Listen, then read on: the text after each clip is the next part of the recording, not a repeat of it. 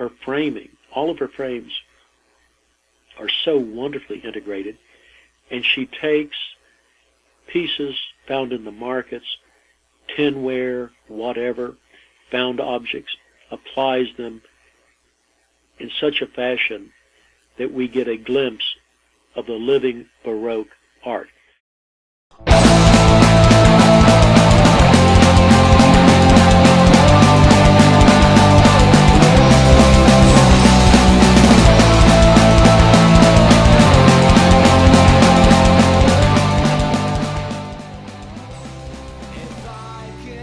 I noticed there was a sign in a window that was just charming. It was this mermaid.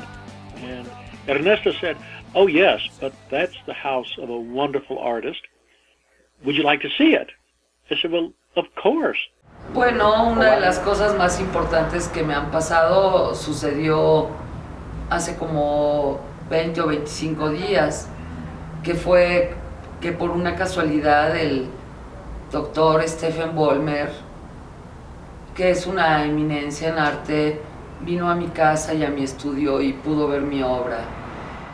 She then invited us to go into her studio to really look at her space where she was working. It really gives me a wonderful opportunity to explore who that artist may be. It's only in the late 1990s that Mexican women are officially constitutionally recognized as people. A married woman is still, in Mexico, through the 1990s, chattel. She is the possession of her husband even after divorce. The children remain his property. What has been achieved and what has been really a very arduous trip for women in Mexico. Puebla has a very strict structure of how people in their own community interrelate with one another.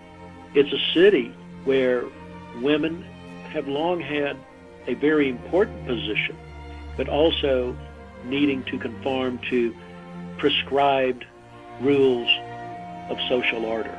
She's putting herself out there up front, displaying a degree of irreverence within a community that is noted for its conservative positioning. Often, she's willing to take the direct blow because they are self-portraits in many cases. It's like the one that she calls the Chingo Poblana. Well, we all know of the China Poblana. And here again, she throws herself into a self-portrait. She's seated in the China dress.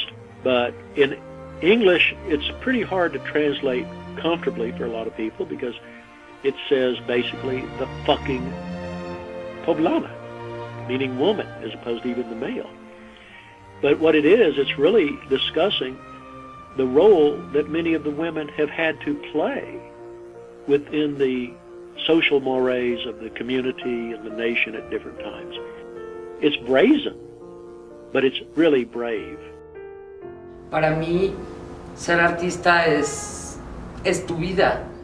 If we look at where her eyes are bleeding, she's crowned and she has the little mask with the eyes. Well, it's directly related to this very mystical sculpture of the blind child in one of the churches of Concordia there in Puebla, and which the child miraculously, supposedly from time to time, blood flows from its eyes. So it takes a very brave person who's willing to challenge a system on the local level where people know her family, know her, recognize her, and I think this is probably one of the greatest challenges that she's faced. I'll tell you what, I'm somewhat jaded in the sense that I've seen a lot of art in my life, and there's very little that really excites me the way that she has. She has this phenomenal mind in which she's organizing things in her head long before we ever see it or ever realized.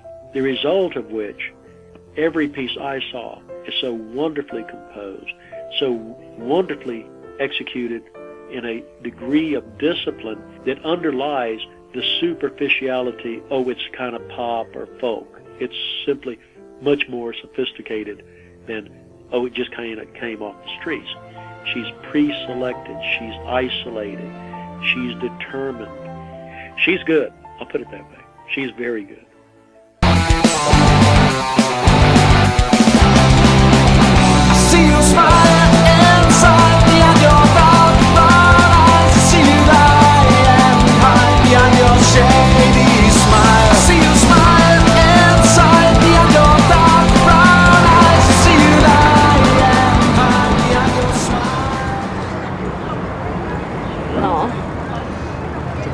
mucha pinche gente, mucha pinche gente. Pero pues sí,